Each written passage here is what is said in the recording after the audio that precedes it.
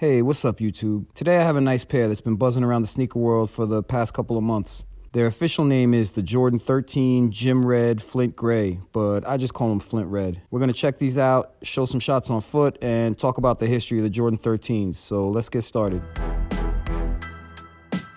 Before we get into this pair of Flint Reds, let me give you a super quick history on the Jordan 13. They were released in 1997 and designed by the legendary Jordan designer Tinker Hatfield. Tinker said after watching Jordan play, it was as if he was a big cat attacking his prey, and that's what inspired him to design these. He claims they're meant to resemble a panther. The outsole of the shoe was meant to be the paw print, and the hologram on the side of the sneaker was meant to be the cat's eye. More on that hologram in a minute, but the Panther idea is kind of cool, and I kind of see what he meant about the outsole. Plus, I always like a good backstory.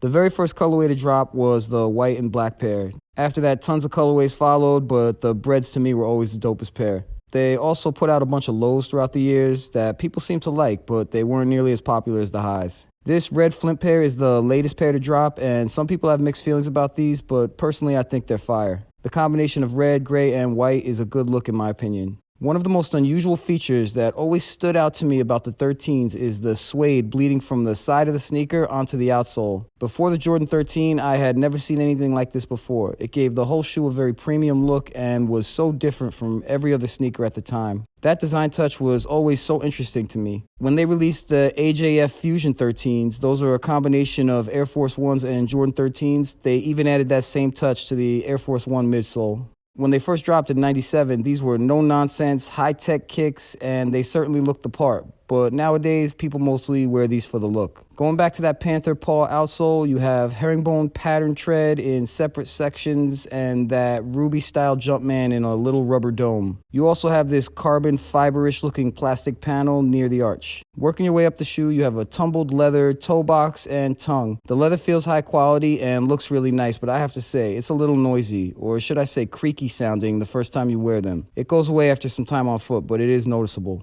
The upper has that classic Jordan 13 large tufted panel. On this pair, it's a cushioned red knit material with hits of 3M all over it. These things look crazy in the dark when the light hits them. Check this out. It's literally all over the sneaker, and they look like a bunch of tiny little LED lights. This is one of my favorite parts about these sneakers, and it's not on all Jordan 13s. I've personally always liked the versions with the fabric upper over the leather ones. It made more sense aesthetically, it saved animals' lives, and it gave the designers the option to add this 3M reflectivity. Above the toe box, you have Jordan spelled out across the front. The tongue is very tall and very simple. It's classic white leather with the Jumpman embroidered in black. Very no frills, but it looks good. The sock liner is red and the insole is white with the Jumpman in red. The cat's eye on the lateral side is by far the coolest feature on this sneaker. I've always loved this touch and it never gets old to me. I'll try to get some shots so you can appreciate what's happening here. Basically, you have this rubber dome and inside it a lenticular image of the Jumpman and the number 23 behind him. When you move it around, it creates an optical illusion that makes it look 3D.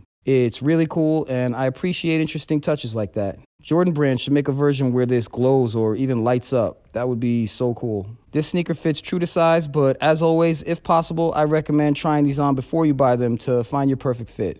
Not much more to say about these. I just wanted to give you all a quick look at the latest heat. I know I'm a little late with this one, but I don't really get them first like the big YouTubers. I just show what I can when I can. In conclusion, these are a classic, iconic piece of sneaker history. A comfortable, stylish piece of footwear, and to some, they're one of Jordan Brand's best silhouettes ever made. I always like seeing them, and I don't think this will ever really go out of style. That's my video on the new Air Jordan 13 Red Flint. I hope you liked it, and before you go, I ask that you please like, please subscribe, and if possible, please ring that notification bell. It would definitely help the channel. Also, feel free to check me out on Instagram at E21Life. I'm always posting random content there that you might find interesting. As always, thank you all for watching. I really appreciate it, and I'll catch y'all on the next one.